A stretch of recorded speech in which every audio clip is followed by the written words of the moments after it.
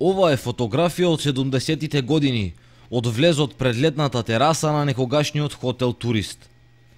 Едно од карактеристичните обележја беше и кривото дрво кое во лето расцутуваше со светло-розови цветови, а под него редовно седеа чистачи на чевли. Се сеќавате ли на старото Кочани?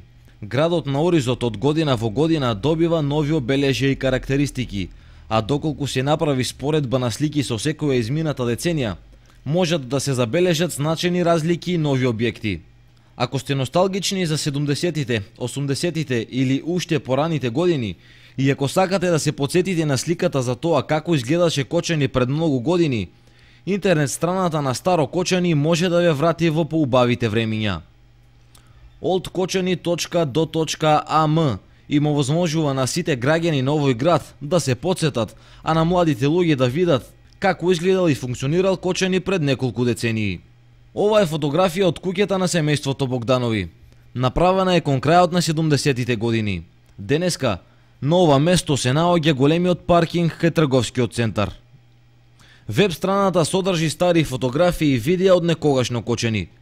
Сликите воглавно се дел од домашни албуми на кочанчани, кои излегува во пресрет на креаторот на страната и овозможија носталгијата да ги обзеде со граѓаните.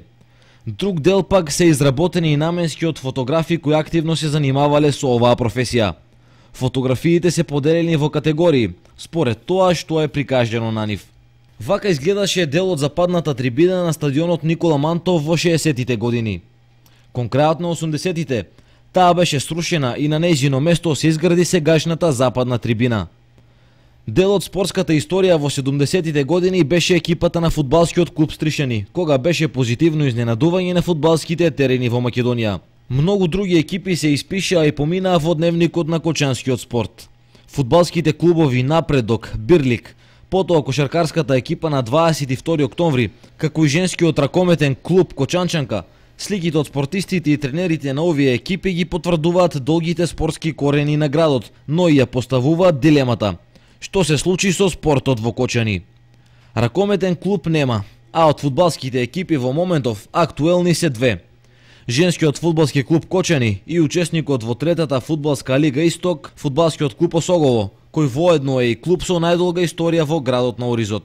Личностите кои оставија белег во различни дејности, некогашните училишта, ловџии, старото радио, театарски представи и настапи на фолклорни ансамбли. Буквално се што остави трага во сите сфери и области може да се најде на oldkočani.do.am. Несомнено е дека еден ден и фотографии од денешно Кочани ќе се најдат овде. Градскиот плоштад кој најверојатно ќе претрапи измени, празните крстосници кои ќе добијат кружен тек и дел од старите куќи во Стришани кои иако се уште обстојуваат имаат неизвестна иднина.